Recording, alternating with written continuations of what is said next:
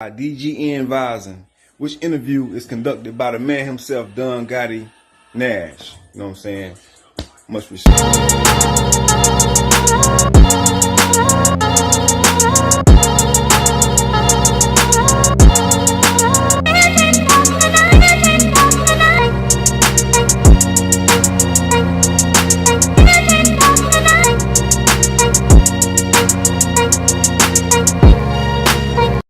All right, this is Because I'm Right, the podcast. I'm your man, Don Gotti Nash. This is a special interview with my man, Donald Rice, aka Duke Boi. You know, we've been trying to get this interview going for like a week or two, but we finally got it together. So what's good with you, Duke? Man, it's a blessing, man. You know what I'm saying? I want to start out by, man, showing, I appreciate you reaching out, man, to me. You know what I mean? You like the first person that has reached out to me. You know what I mean? Since my release from federal prison, man. You know what I mean? And it's a blessing. You know what I'm saying? And feeling good today, man. I appreciate you asking, man.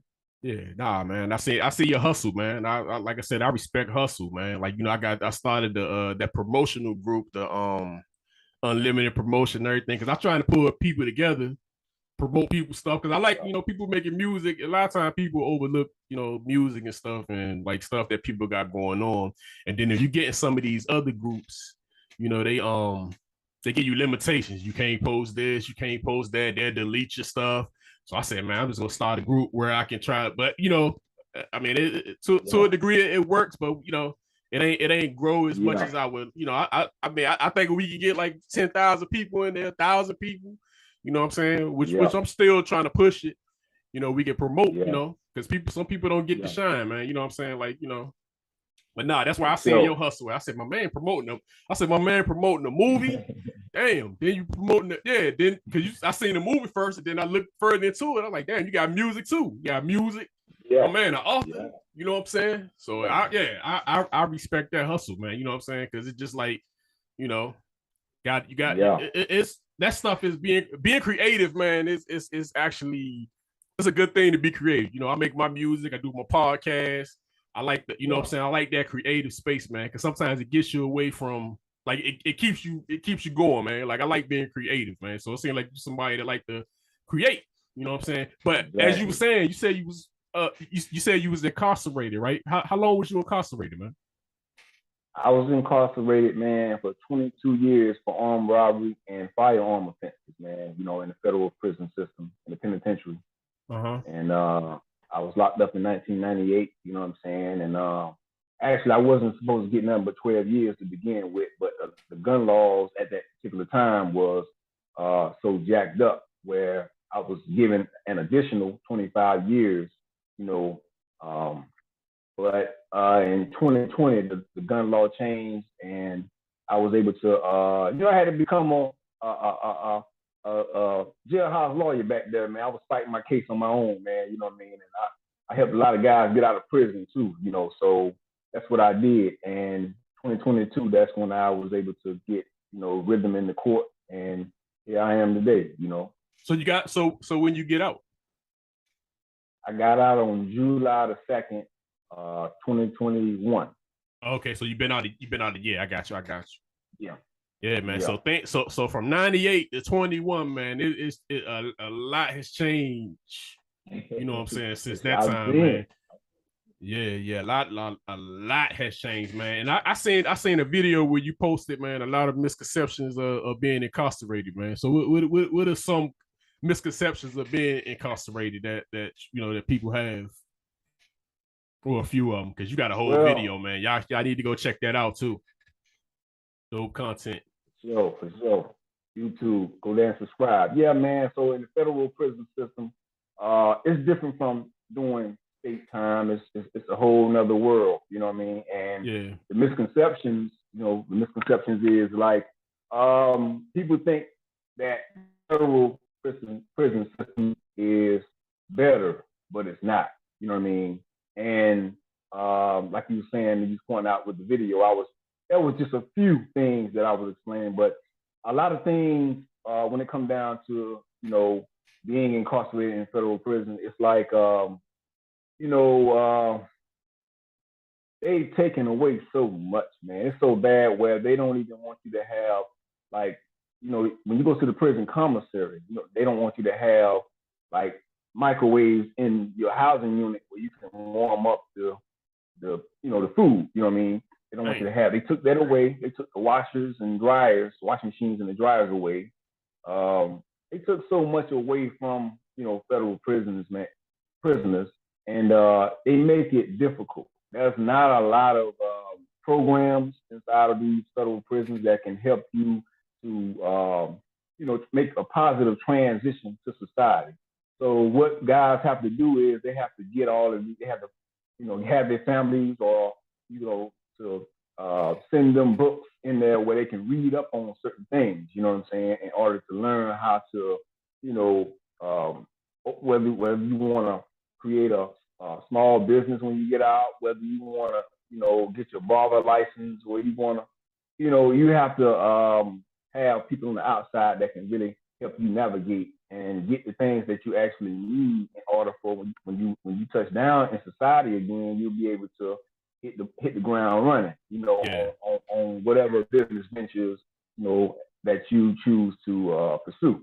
And that's what I did for all those years, man. I figured out different remedies when it come down to, like you say, you see the acting, the music, the author with the 3 books I got out. I got like 12 other books, man, that just sitting up under my bed right now that I wrote as well, that I'm thinking I'm gonna come out with every 6-month periods.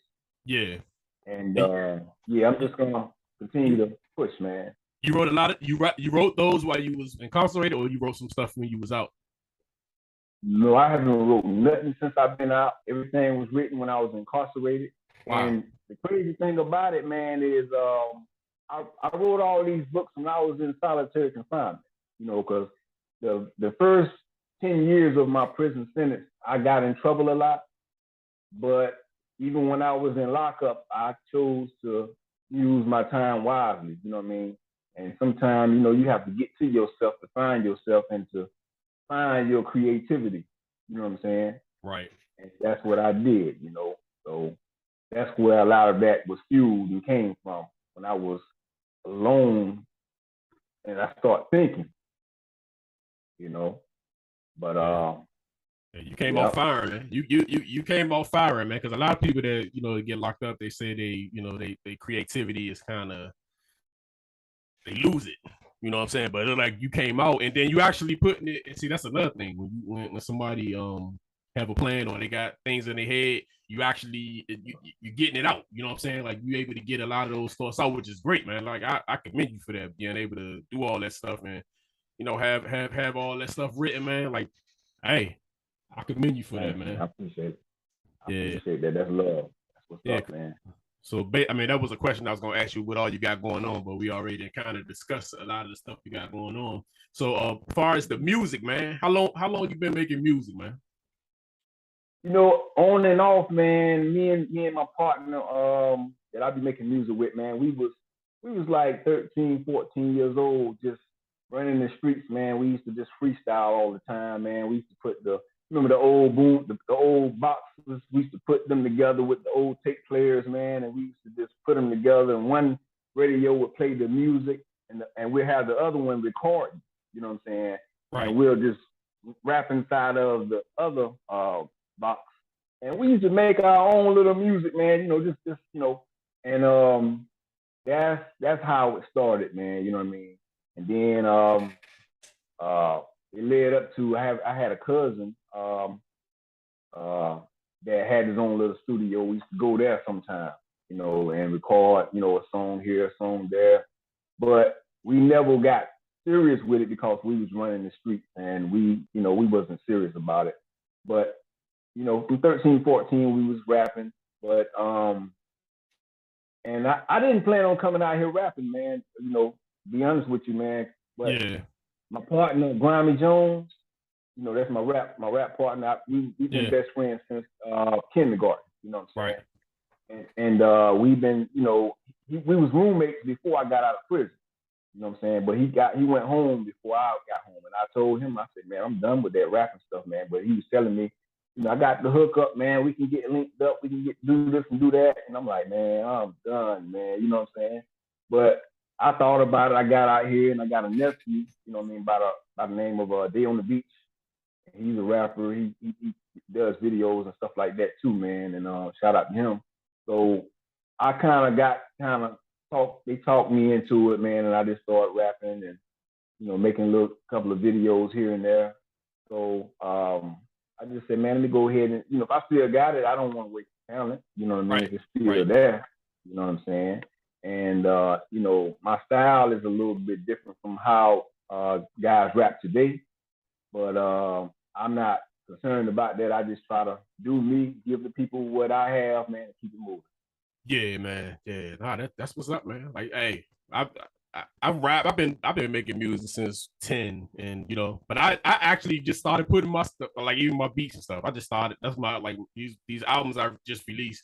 That's my first time actually putting something out, man. You know what I'm saying? Actually, I got it. Then like we're rapping, man. It's like you get an itch for it, man. Like you got you know what I'm saying? Like I just started putting some verses out there, like on TikTok and stuff. Started messing around a little bit. But yeah, I heard you on one of the TikTok things, man. I said, man, Jackson. I said, okay, we're gonna have to do something. We got to collab some kind of way. yeah. So I got all the equipment, man. I just haven't actually. That's like I said, man. I just released 2 instrumentals. I've been making music for years, man. Like it was no reason, but it's easier now with the what do you think of like streaming? Because I see you still do the physical copies. I see you still sell physical copies. But what you think about what you think about the streaming?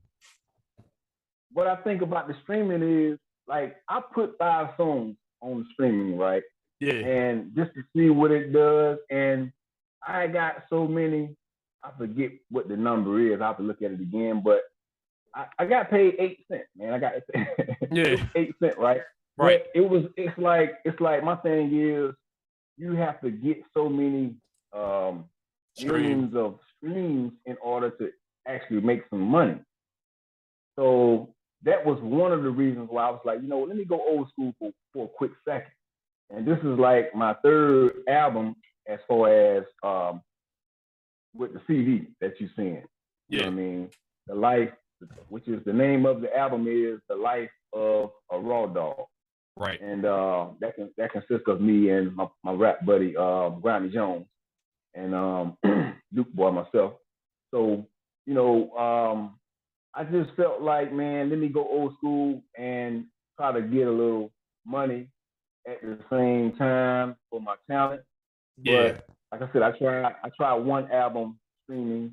I just feel like, man, they kind of getting over on a lot of the artists a little bit, man, when it come down to streaming, because got a lot of good artists out there, man, that I feel like deserve, more, you know what I mean, than they're getting.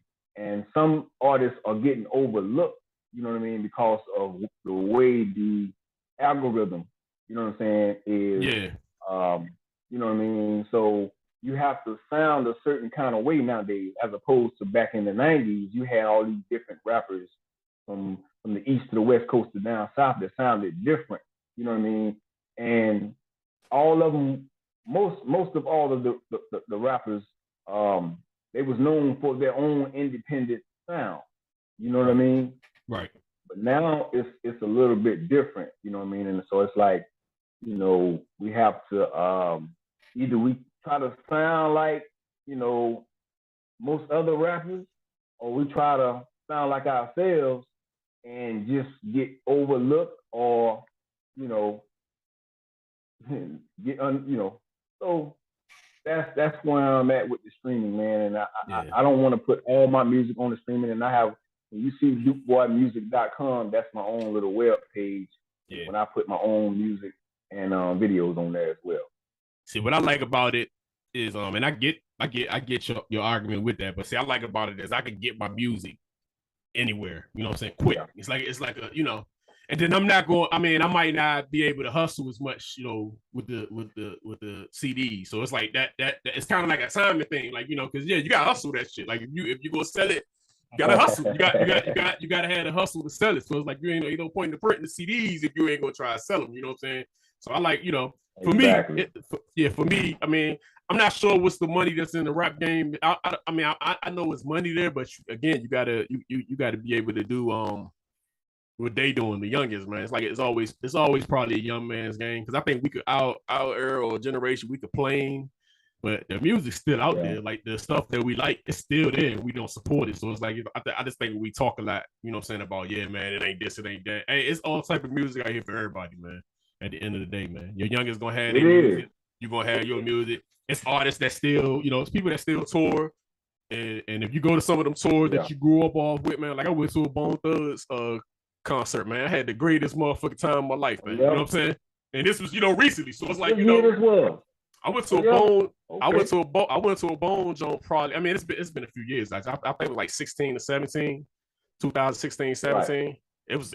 Hey, I had a good motherfucking time. And the funny thing wasn't even all the Bones wasn't even there, man. But it was like songs that you might have grew up off of, and you hear it live, and it was like, yeah, man, I had probably one of the best times, because it was in a smaller venue, but like the music you listen to it's there, man. It just you can't I think they sing a little more than they than my liking, but it is what it is at the end of the day, man.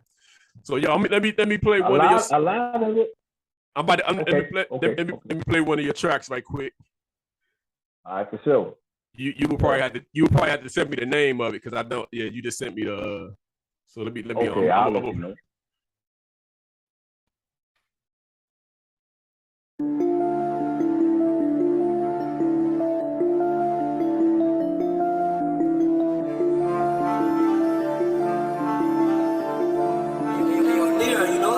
It don't feel good when you're left for dead. Full wall staring at you when your charges go fed. Same ones you thought had your back, put you to bed, put you on the chopping block, knocked off your head. It's been a long time coming, that's what the DA said. Judge hit the gavel, now your ass dead. Your whole team scared, they thinking you gon' rat them out. They snatched up Carlos last week, and he took half the hood down with him. Now the other half of the hood wanna kill him. Put them raw dogs on him like Cujo. Sick him, he turned his back on the game, so he had to flip him. Money don't grow on trees, but all it took was 10 sacks to get him. It's so cold in the hood, you don't need no ice. You wanna gamble with your life, all you need is dice. You wanna make it out the hood, you gotta sacrifice. But if you wait too late, they'll cut off your lights. It's Raw Dog Entertainment. Raw Dogs for life. We in here.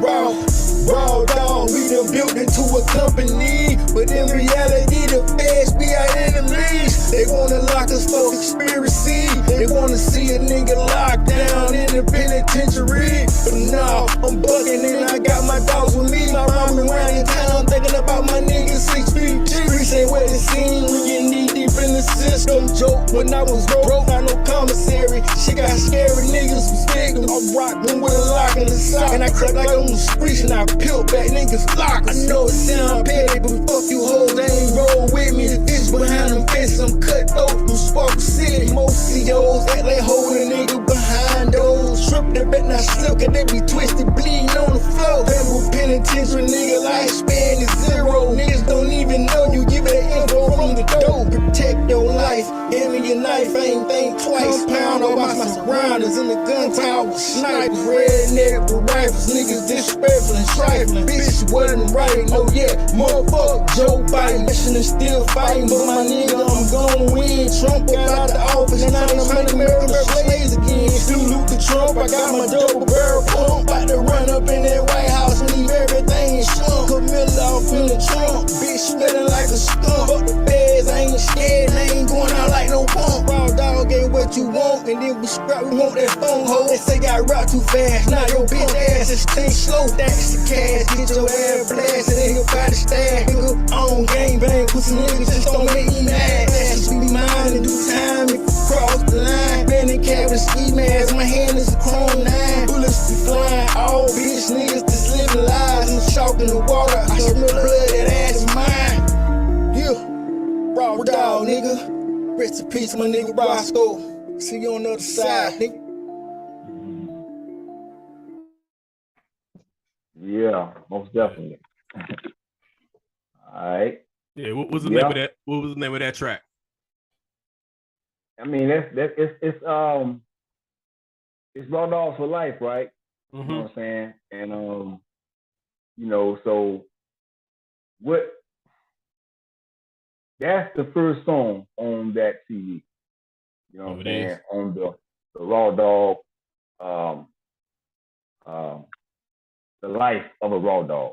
Yeah, that's the very first song that comes on there. And what we try to do, man, we try to kind of give some of the we try to focus on the lyrics. You have to really listen to the lyrics to understand what we're saying.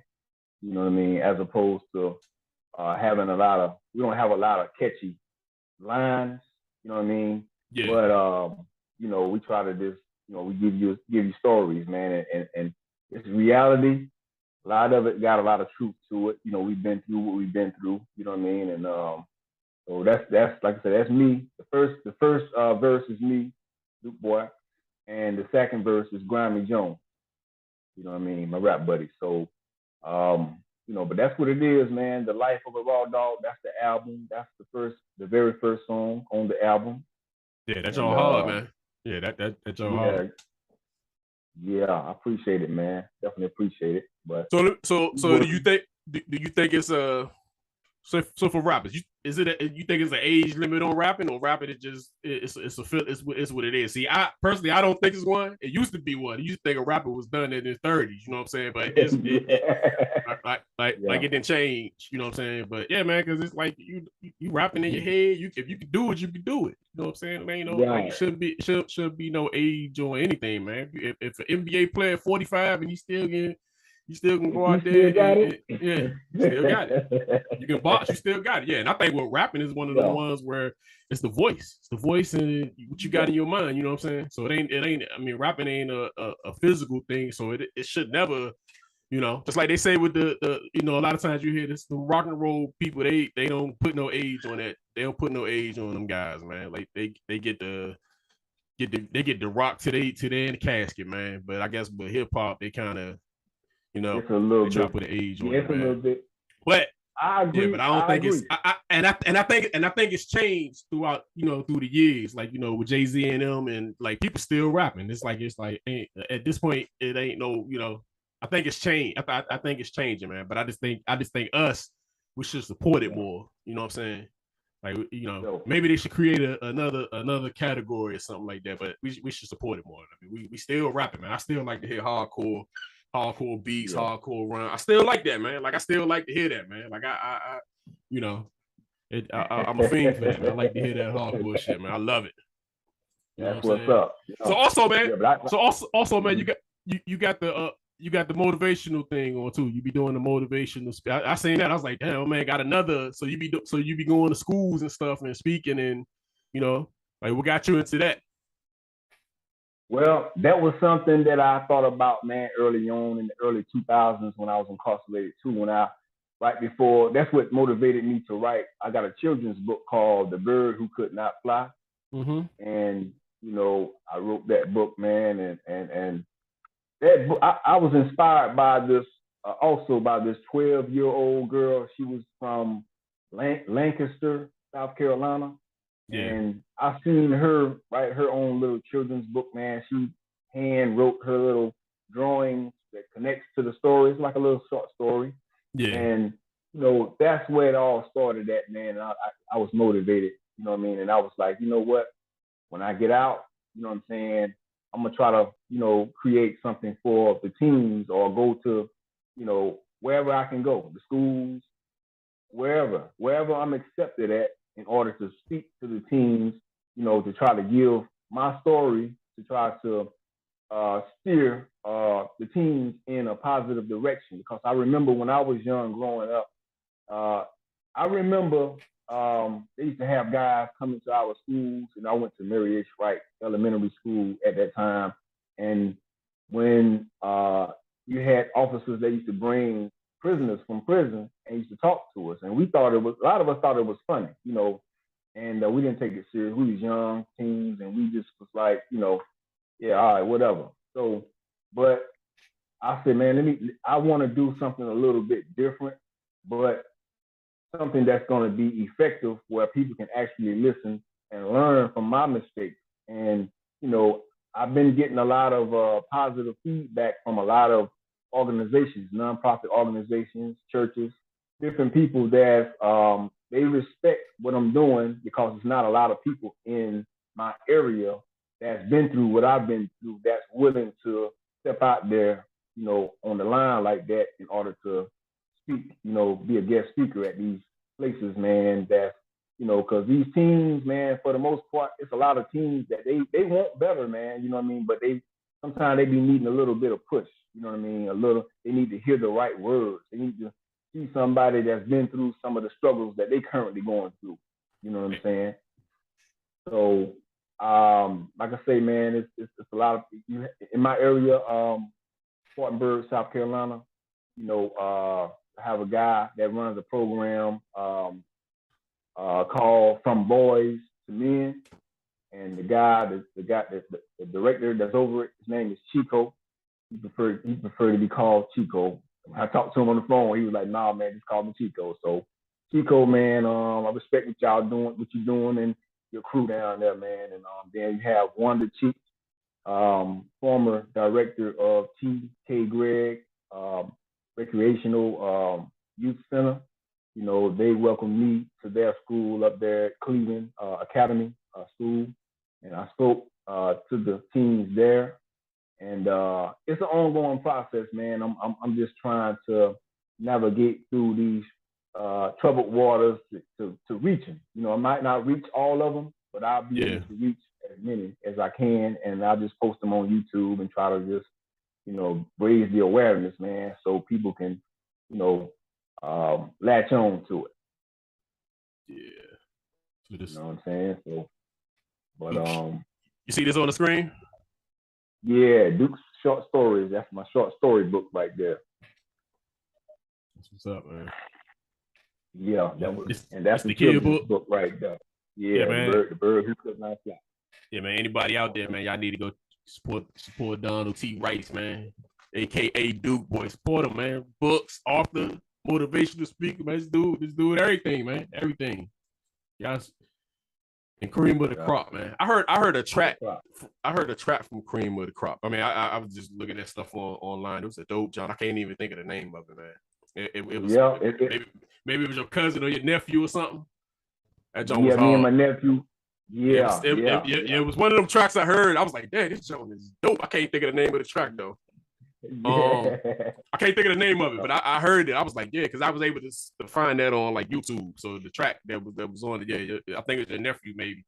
Yeah, that track, that track hard. Most definitely. Let me give you a little history real quick about that Cream of the Crop soundtrack. It's a soundtrack, man. And what I did as soon as I got home, I linked up like with my cousin and a few other surrounding rappers that's in my area. And I opened up the doors to give them a little spotlight. I was like, because I had everybody to put like their own song on that album, and then I had some collaborations. You know what I'm saying? So I was like, you know, because it's bigger than me. People have to work together, man. You know what I mean? Sometimes, and you know, in order to get things done. So it's a nice soundtrack. If anybody go on YouTube, Cream of the Crop, you know what I'm saying? And this soundtrack, it's connected to this book right here, Cream of the Crop. You know, the book that I wrote. So what is this book? What is this book about? Like, what's the, you know, just a little quick. Well, the book is about a guy that did 10 years in federal prison. You know, he was released. You know what I mean? And his goal was not to ever get back incarcerated again. So, but at the same time, as you have some people that get out of prison and they come up with other ways of how to, you know, still be on the wrong side, you know, of you know, just still doing criminal activity, but they figure out another way to keep themselves out of trouble. And he built himself a team of loyal females, and they just, you know, was doing a lot of wrong, illegal things, but, you know, it's a lot of, you know, messages. That's a lot you can learn from this book. You know what I mean? And a lot of some of the stories that you read in this book are true, but the names are changed. You know what I'm saying? Right. Yeah. So, I didn't want to, and this was the last book I wrote right here too, prior to getting out of prison. You know what I mean? This is, I didn't think this book right here was gonna come out first, but because I got, in light of all the other books that I do have, but I chose to come out with that one first when I got out of prison. You know what I mean? And you ever thought about doing a movie for it? Yeah, my nephew. This sound like a movie. It sound like this could be that's my lane, man. A movie. Man, I know, and I was working. I started a script myself because I write scripts too. You know what I'm saying? Yeah. I started one, but I never finished it. But I'm gonna get back to it, man, because a lot of people have been saying the same thing you saying. Like, man, you need to go ahead and make a movie to that, because if you read the book, you can see clear as day where a movie it'll be a good movie. You know what I'm saying? I haven't read it, and I know this from what you're telling me. I know this is a movie. Then you already got the sound. Well, you got the soundtrack, but like that's a clever idea for the soundtrack for the book, and that's actually like having a soundtrack for a book, man. That's actually a pretty clever idea, man. Like nobody normally does that for a book. So you already, you know what I'm saying? That's normally for a movie. It's not, you know what I'm saying? That's forward thinking, man. You know what I'm saying? Like what a way to promote your shit, man, with some music, man. Some good music. And then putting people on. Like, so you still trying to put people on in the process, man, which is like, no, that's dope, man. So I appreciate that. And what I'm gonna do, man. Go ahead. Yeah, what I'm gonna do too, man, once we, complete on the interview and everything, I'm gonna get your email. I'm gonna shoot you this book to your email, man, so you can have it, man. Appreciate that. Yeah, appreciate that, man. I got it. What's up with this movie? What's up with this movie, man? Did it drop yet, or no, or still in the? It was like production, man. It was like some back and forth with the production of the movie. So I was just talking to, my partner last night. You know what I'm saying? And Gail, the woman that you see there, that's a couple. That's Gail Albino Jones, and then you have Granny Jones. You know what I mean? That's a couple, and that's their movie. They invited me to be a part of their movie, and he just told me, he was just like, man, you know what? Because his first movie was Code 205. You know what I'm saying? It's on. I actually briefly seen some of that. Look good. It actually looks good. Like from like the visual of it, looks like a like it don't have like the straight. It looks good. I was like, damn, this don't looks all right. You know what I'm saying? But I ain't get to look at all of it. But I did run across that movie. And I'm gonna tell you, man, you get some time, take that movie. It's funny. If you want to laugh, man, you watch that movie. But with Crucial Times, he's gonna go ahead and just upload the movie onto YouTube, man. I talked to him last night. He's just gonna upload it, and just he's not gonna, like, originally he was gonna go through the process of Amazon Prime and charge everybody $1 to watch it, but he was like, man, he's gonna push it out there. So I was like, man, go ahead, So it's gonna be on YouTube within a matter of maybe no longer than a week. Okay, that's what's up, man. I'm definitely gonna check that out, man. Y'all check that out too, man. Crucial Jones, you got any new music you got kicking? You got coming through, or you just rolling with what you got out there right now? I'm rolling with what I got, but at the same time, I'm working on another solo project. You know what I'm saying? And I'm gonna have a very few collaborations on it. You know what I'm saying? And I'm not as I'm throwing a couple of names around in my head right now. You know what I mean, with regard to the name of the album. But right now I'm thinking I'm gonna come with a follow-up with either My Hustle, My Grind follow-up, or it's gonna be maybe another follow-up with one of the other albums that came out with. So I'm throwing it around. I'm not completely on it yet. You know what I mean? I'm working on it. All right. Working on it though. Yeah, we got we got to stop at this point because I told you that this thing on 40 minutes, so we gonna have to do another part because I got some other questions that's a little different from just the stuff that we've been talking about. But yeah, so that's what's up. Yeah, so I'm gonna shut this down. But I'm actually gonna have to. What you got going on the rest of the day, man? Man, I'm at the house chilling, man. I'll be here till maybe 5 o'clock. I'll probably move out at around 5 o'clock. What about this evening? Because I got it. Yeah. What about this evening? Like late? Because I'm actually not. Yeah, because I'm not doing my regular podcast tonight. But I actually got another interview. But I'm interviewing your Joan going up first. But yeah, I got, and I'm gonna be dropping these interviews like once less than a minute. I'm gonna be dropping these interviews like once a week. I mean, depending on if I can get somebody in there. But I got your Joan. I'm gonna drop next Wednesday. Then I got another dude. Another rapper dude, his gonna drop the following Wednesday. Gotcha. Yeah, but I'm not sure. Yeah, if you doing, I'm not sure what your schedule is later on this evening, like around 7, 8, 9, somewhere in that frame. But if you want to continue the rest of this, I'm gonna say 9, man. I'm gonna say a little after 9. I know okay. 100%. 100%. Right. You know what I'm saying? So yeah, you can keep that. Yeah, you just had that same shirt, man. So we get make it flow. That's what's up. That's what's up. So yeah, we'll do the rest of it. And then I'm gonna stitch all this together. So, but yeah, we about to run out. This jump about to run out, man. But yeah, this been cool, man. That's what's up. Yeah. Respect. All right, man. So yeah, I'll catch you later on, man, for the rest of the interview. Okay then. So yeah, let me ask you a question, man. What's your favorite between all your between your music, your author, actor, speaking? What's your favorite? You know what? That's a good question right there, man. Hey, listen. Hey, man, you've been doing some serious thinking, man, But, I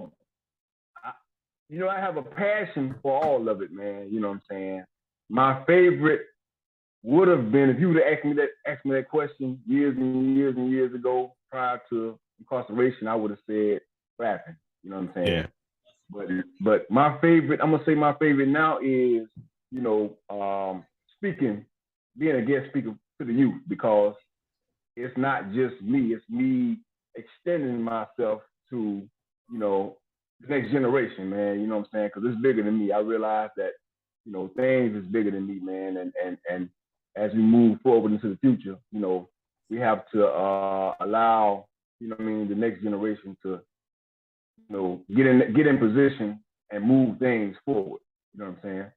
Right. So I'm gonna say that's my favorite. Being a guest speaker to the youth. Yeah, you get a payoff. Yes, you get a payoff from that, though. You know what I'm saying? So yeah, that's dope, man. Get a payoff from, taking some of your life lessons, and it's actually kind of like rapping. You know what I'm saying? You got your tales in rapping, but that is like a different lane of getting the message out. It's more direct, because rapping, you can actually take it. You probably could take something out of context in the rap, but then you directly coming to them and telling them, you can actually explain it. You can explain, well, this is why this is like that. But yeah, man, that's dope, man. I seen you did something at Cleveland Elementary, man. Boy, what is it called now? What is it called now? Like the school, or the school. What is that school? It's not Cleveland Elementary no more. What is it called now? Cleveland Academy. Okay. You know what I'm saying? So, they definitely changed the name up, you know what I mean? But still got the same feel and the same vibe, man. Because I went to that. Little known fact. I went to Cleveland in the 5th grade. Little known fact. Okay.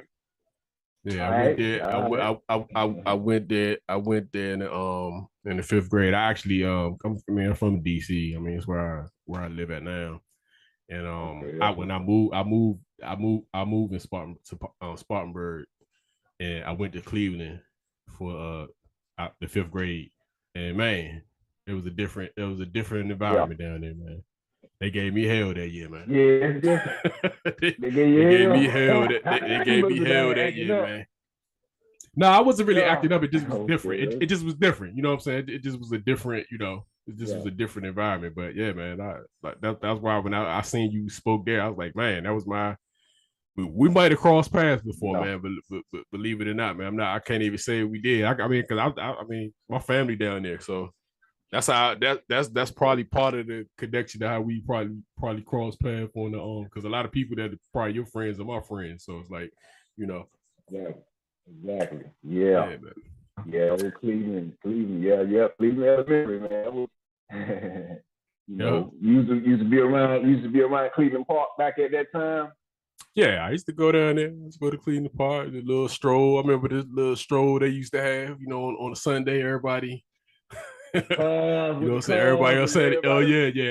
I remember that. I remember that. I used to ball, go down there and play ball. Yeah, but I used to like that. Yeah, that Sunday shit. That used to be. That was it. That was it. That used to be. That was it, man. I'm telling you, they should have kept that going forever, man. Yeah, because you be like, go down there now. They so.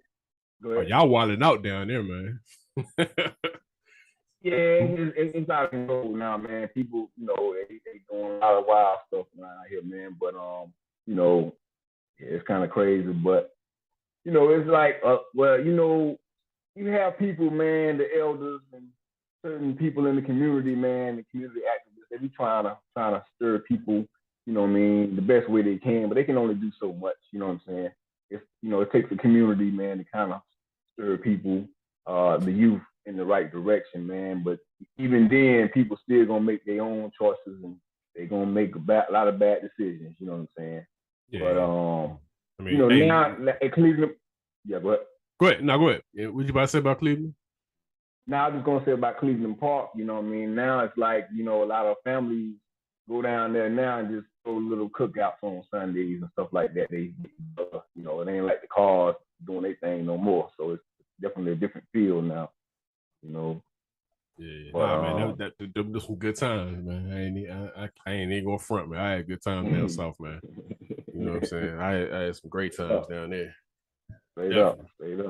So who were some of your influences for your for all your stuff, man? For your rapping, for your book, like who like was the book because you was it like an author that might inspire you, or you just something you just picked?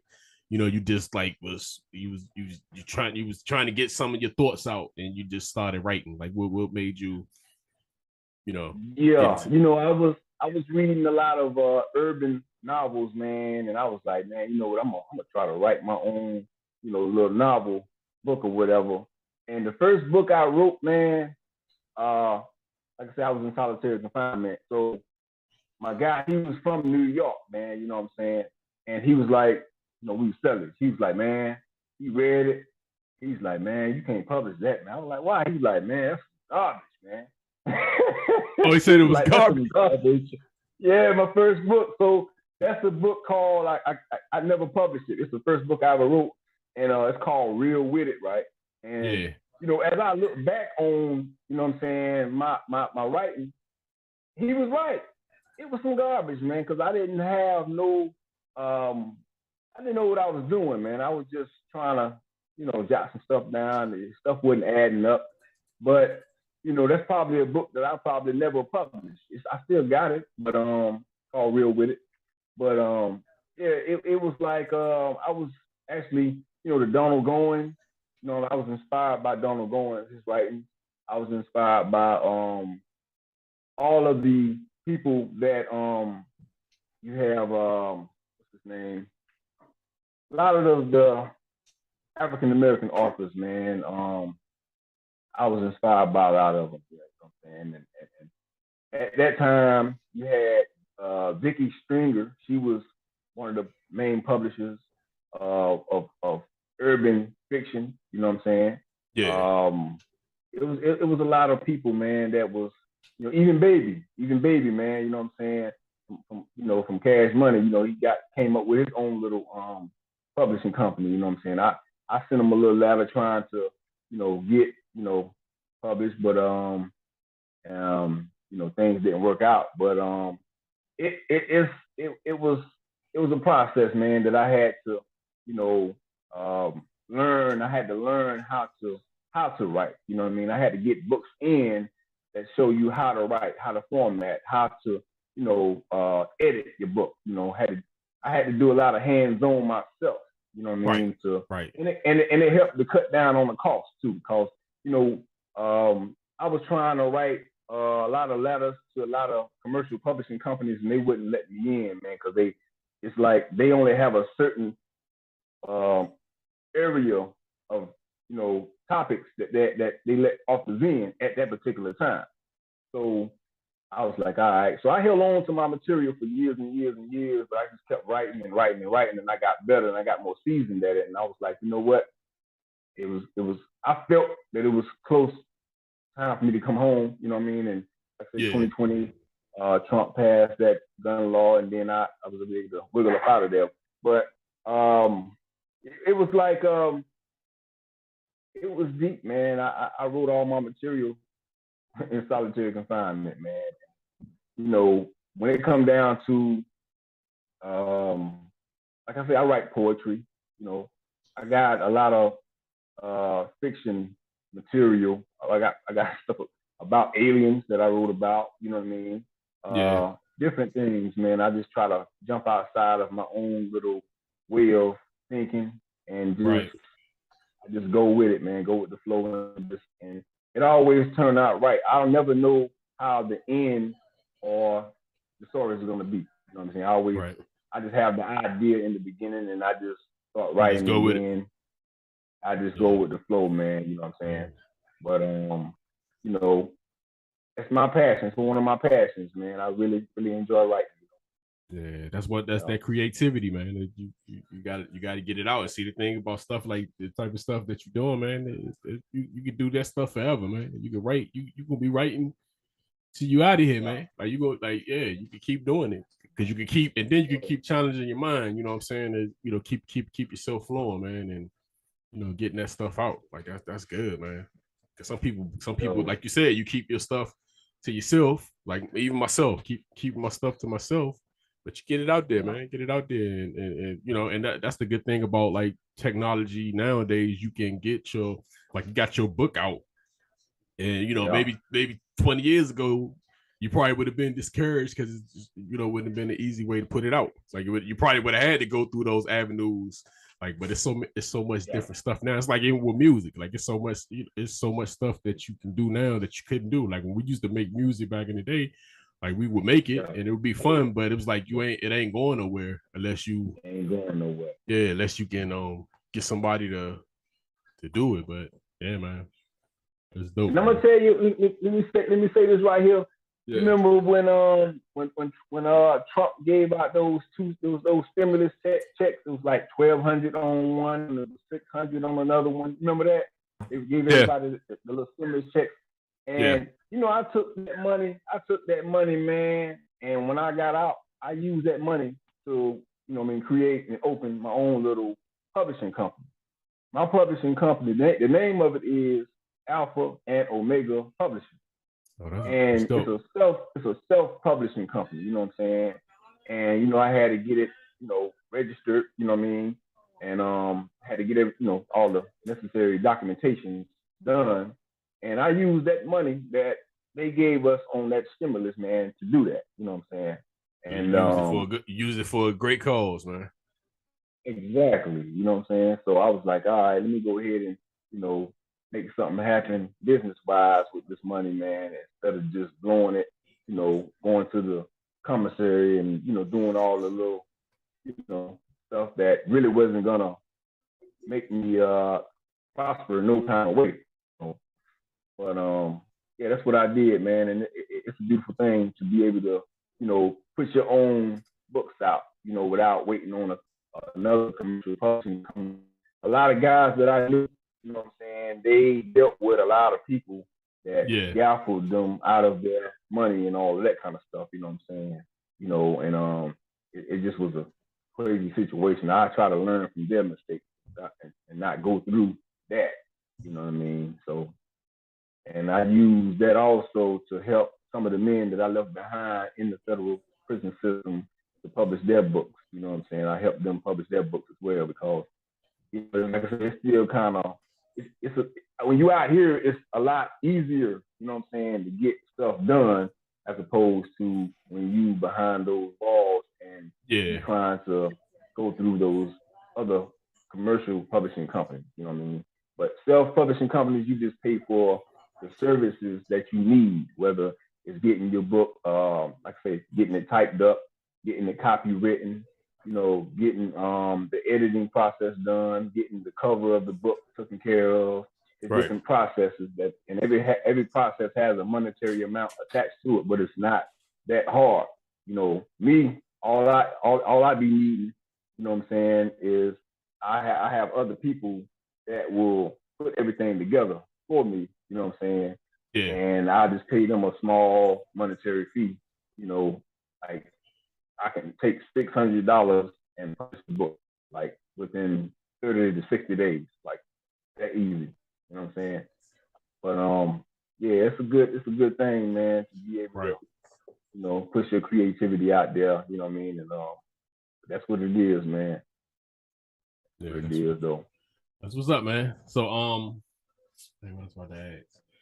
So we're about to get into some before we close this out, I got a couple of I would say they podcast type questions that I probably would do on my regular podcast. You know what I'm saying? So since you already mentioned it, who's the greatest and worst U.S. president in your lifetime? The greatest and the worst. Yeah. Yeah, that's a good question right there too. I guess I might start with the worst. In your lifetime? In my lifetime, the worst. I'm gonna say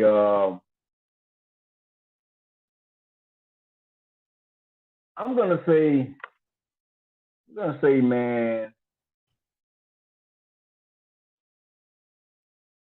I got two in mind. I'm gonna say, man, it's between the Bush, George Bush. Yeah. Hold on.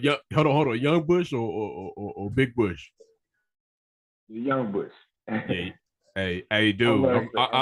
Hey, that's the worst for me. Young Bush was the worst for me, man. I'm sorry. I mean, people say Trump, but I feel Young Bush, man. Like Young Bush. Yeah.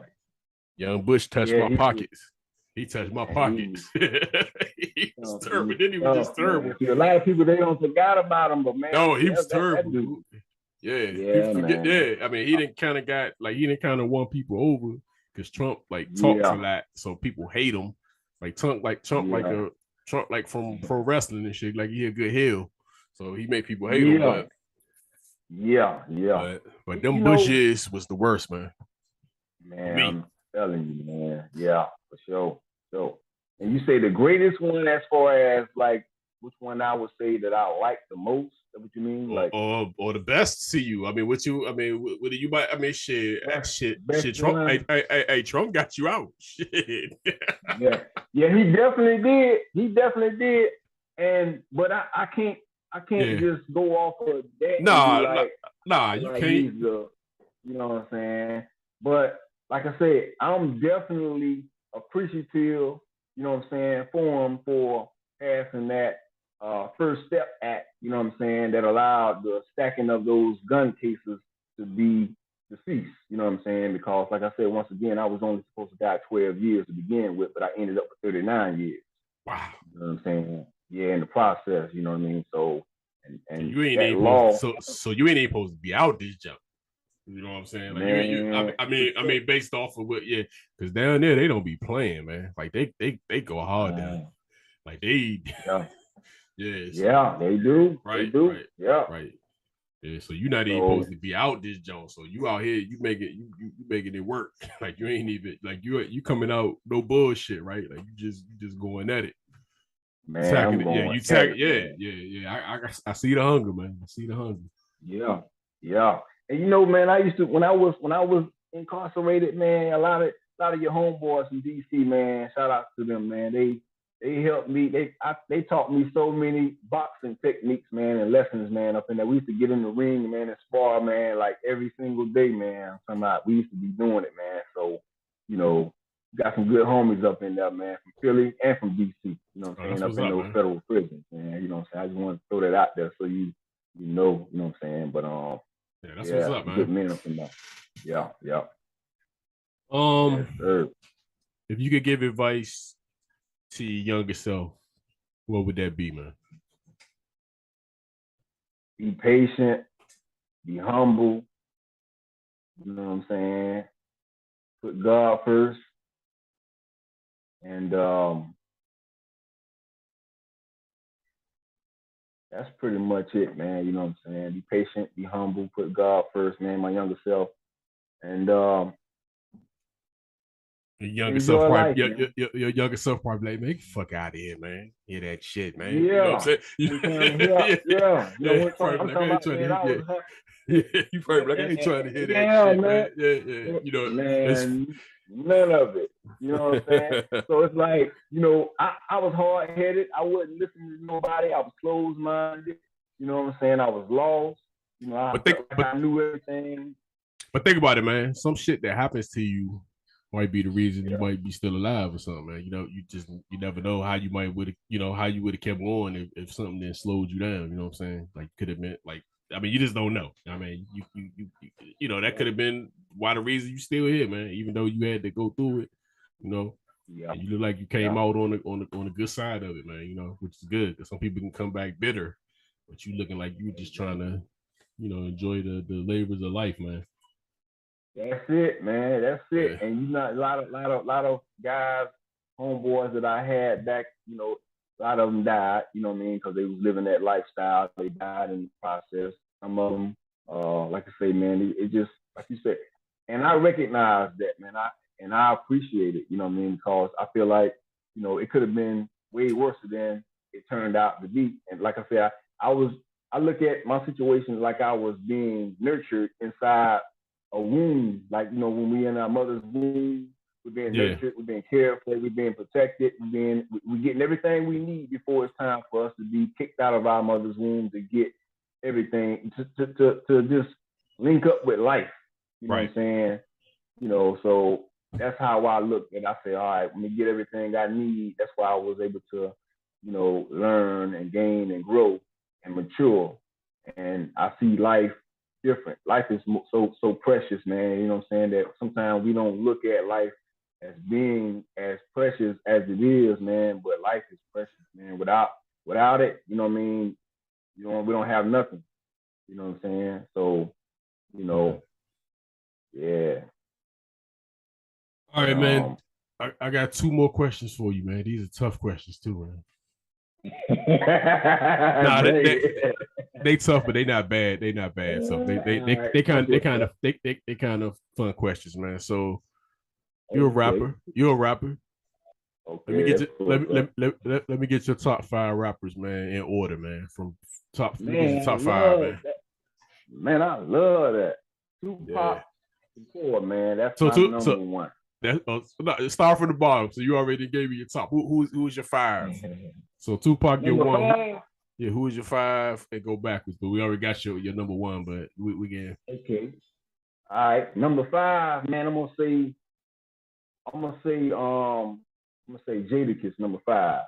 Okay. I'm gonna put Jadakiss number 5. You know what I'm saying? Want me to keep going backwards? Yeah. Who else you got? Going backwards. All right, Jadakiss number 5. Number 4, Nas. Okay. Number 3, DMX. Okay. Number 2, Biggie. Okay, you got Biggie. See, I can roll with that Biggie, man. I definitely can roll with that Biggie. You know what, man? It's Tupac. I got a bonus. Yeah. I got a bonus question in here since we let me get it in. I got this bonus for you right quick. Let me share it. It is a bonus. All right. Full Southern MCs, man. How you ranking these dudes right here, man? I'm ranking them. You want me to put them in order? Best. 1 through 4? I'm always the best. I'm always the worst to the best, man. Who's your number 4? Who's your number 4 on these four guys? Number 4 gonna have to be Ludacris, man. Okay. Number 4 gonna have to be Luda, man. I mess with Luda, but man, I gotta put him. He number 4 to me, man. You know what I'm saying? Who your number 3? But number 3, hold on, that's Scarface down there in That's Face, man. That's Face. That's Scarface in the flesh. I'm just gonna put Face number 1, man. That's it. I'm gonna put Scarface number 1, bro. Who your number 2? Ain't nowhere around. Who your number 2? Lyrically, man, that's a hard one, man. Between T.I. and Andre 3000, man, that's a hard one, man. Them guys right there running the neck in my little my mind. So we're gonna tie them too, because I got your 1 and y'all got your worst. So that I always want the worst and the best in this list. But also got another bonus joint, man, because I actually had these in the stash. I pushed them off, but I'm gonna throw them back in here, man. Because this is actually another Southern. Boom. All right. Outkast. Oh, okay. Love Outkast. What? So what's the worst album on here? What's the best? What's the best 2? What's the worst? All right. The best 2. I'm gonna give me the worst. Give me the worst first. Give me the worst. Well, I like the bit. The worst one? Yeah. All right. The worst one should be the easy one. Yeah. I'm trying. Idlewild. That Idlewild was terrible. That shit was terrible, man. That Idlewild. I can't. I was like, man, what happened? I was like, what's going on, man? That shit was. I got to looking around like, what is happening? Yeah, that shit was terrible. They went so far off the mark on that one. I was like, hold up, man. Who is these dudes right here, man? You know what I'm saying? You know that? I couldn't get jiggy with it, man. But a lot of people probably liked it, but I didn't like that. That shit's terrible, man. That shit was terrible. Yeah, I couldn't do nothing with that right there. Yeah, they actually needed another album after that to make up for that junk, man. That shit was terrible. But what's your first? But this is a tough one though. What's your top 2, man? My top 2, man. The first one gonna be Southern Playalistic Cadillac Music, man. You know, that's your favorite. That's your favorite out of. I mean, that's your bet. That's the best one to you. And what's your number 3? The best one to me. All right, what's your 2? Number 2, man. I'm going with. Is that the AT Aliens? Yeah, it's AT Aliens. That one, the AT Aliens. Yeah, I'm gonna go with the AT Aliens, man. Number 2. Hey man, I can dig that, man. I can definitely dig that. Yeah. I might put AT Aliens. Actually, Equimini's pretty good too, man. It is, man. I like AT Aliens. I like AT Aliens. I probably would put that as number 1. That's on my rank. I would probably put that 1. I'm gonna tell you the line I like though, man. I like Cujo, man. I let you stay in my crib. Now you know what I live. It's Hungry Fitch. That's one of my favorite verses. Yeah, Cujo, yeah. Look at the hand you deal. Man, I'm telling you, they was getting to it. Give them inches, they take a foot. That was what. Yeah, Cujo put it down on that. But all right, man, this the last question. Those was ones I had in there off the break, and then I had these other ones. These other ones is these would be my usual interview questions. Mike Braun and Kobe, man. If you're a basketball fan, man, Mike Braun and Kobe. Who the best out of those 3? Who is rank them? Yeah, give me who your best, man. I'm gonna throw the sidebar in, man. You know LeBron and GOAT to me, but that's my LeBron and GOAT to me, man. I get hell for it, but hey, it is what it is. Man. All right, look, I'm gonna be. Hey, listen, man. Listen, number one to me, man, is Jordan, man. Gotcha. Then I'm gonna go LeBron. Then I'm gonna go Kobe. Yeah, I can't argue with that, man. I can't argue with nobody that put Jordan 1. I can't. Cause I honestly, to me, man, these are the best 3 players in my lifetime. These 3 right here. Like it ain't no better, Sure. like ain't no better 3 than these. I talk shit about Kobe and them. Because we talking about, because when you talk about LeBron, they start saying you're LeBron sexual and shit like that. But it's like, nah, man, these the greatest 3, man. But yeah, man, that's it, man. Yeah. So we got. Let me say one thing. Let me say one thing right fast about Kobe, man. Shout out to Kobe's family, man. That was very unfortunate what happened. You know what I'm saying? That touched my heart about that situation with him and his daughter. You know what I mean? That situation, man. I just wanted to, shout out to his family, man. Condolences and much respect. You know what I mean? But what's up, man? So, hey man, where can they find? Where can the people find you at, man? I'll probably they'll be in the when I put this episode up, it'll be in the description, so y'all can find them. But where can people find you at on social media, man? And what you want to tell the people before we get out of here, man? All right, you can find me, man, on Facebook. You know what I'm saying? Donald Rice. You know what I'm saying? On Facebook. Instagram, you can find me at Rice the Author. You know what I'm saying? On Instagram. My webpage is dukeboymusic.com, and boy with the BOI. dukeboymusic.com. You can check out, I have videos there, I have music there as well. You know what I'm saying? Check out GrammyJonesWorld.com too. You know what I mean? That's my rap buddy, man. We've been, we down like 2 flat. But that's pretty much it, man. You know what I mean? Like I say with my books, you know what I mean? All my books is on Amazon.com. You can get them in book format, or you can get them in ebook format. You know what I mean? For $2.99. If y'all want to, check those books out. You know what I mean? Cream of the Crop, Urban Fiction, Duke's collection of short stories. You know what I'm saying? Which consists of 16 stories, and my children's book called The Bird Who Could Not Fly. They all on Amazon.com. And the movie, Crucial Times, it will be coming out on YouTube. No longer will it be coming out on Amazon Prime. So y'all don't have to pay for it. It's free. It's gonna come.